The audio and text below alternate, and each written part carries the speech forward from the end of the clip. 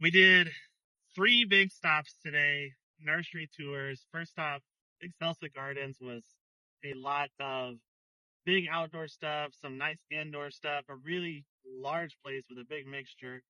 Then we went to the most amazing orchid growers you could imagine. That was a mistake because You have to time it. I would have stayed there for hours. They made me leave after 1 hour in the most I amazing believe greenhouse out there.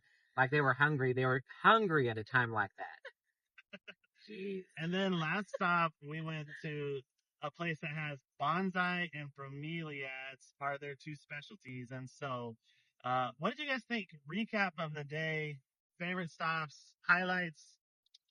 I have to say the orchid grower, they were so nice and so accommodating and told us some like even personal stories about some of the plants there that had been in their family for decades. Like, how cool was that? That felt like such a neat experience. Yeah, I definitely like. Of course, I'm the orchid guy. I love the all the orchids. So what was interesting is like I felt like totally inadequate because I thought I knew a lot of different types of orchids, but like there were so many that I had never seen or even heard of. And he told us it's because they have such great relationships with their suppliers In overseas Thailand. in Thailand, where sometimes they're the only ones in the United States that have those orchids, and if they don't put them out, then nobody really knows about them. Another thing that was really impressive to Rosa and I as Latinas is how many of the greenhouse workers there were, first of all Latinos, they're just in there taking care of these plants. How many people touch each plant before it arrives in Texas? Multiple times. I mean, it makes me feel like kind of shameful that I didn't already realize that. Do you know what I mean? It's Yeah, the scale of the operation, and never mind like how many times that you're talking about just like touching each individual plant and pruning and watering and moving from one pot to the other, moving into different sunlights, et cetera, et cetera. Like, regardless of all that, to be able to maintain an area like that so that you can grow as many plants as they do to ship to us and then to you, I mean, that was really impactful for they're sure. such hard workers. They're covered head to toe, sweating just all day long, and in the rain. every condition. It was very impressive. I enjoyed seeing that and being able to have a new appreciation.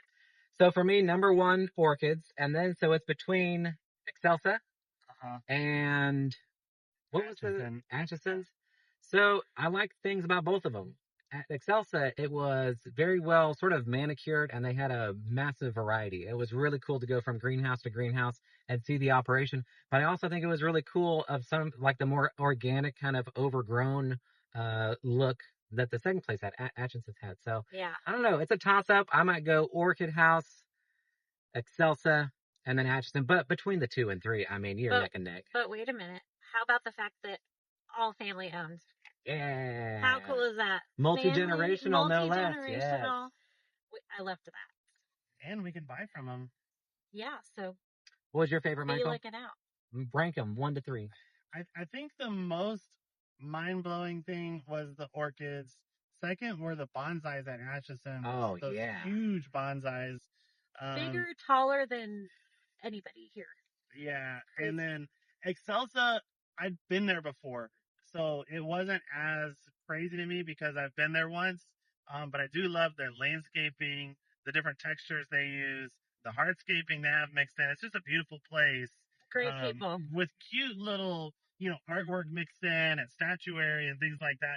You don't see that at wholesale nurseries of people that pay attention to detail of how their grounds work. Most wholesale nurseries are just mud and gravel and structure That's true. and plants. And so to see a place that actually takes time to manicure their grounds and plant, different mixtures of plants was really cool.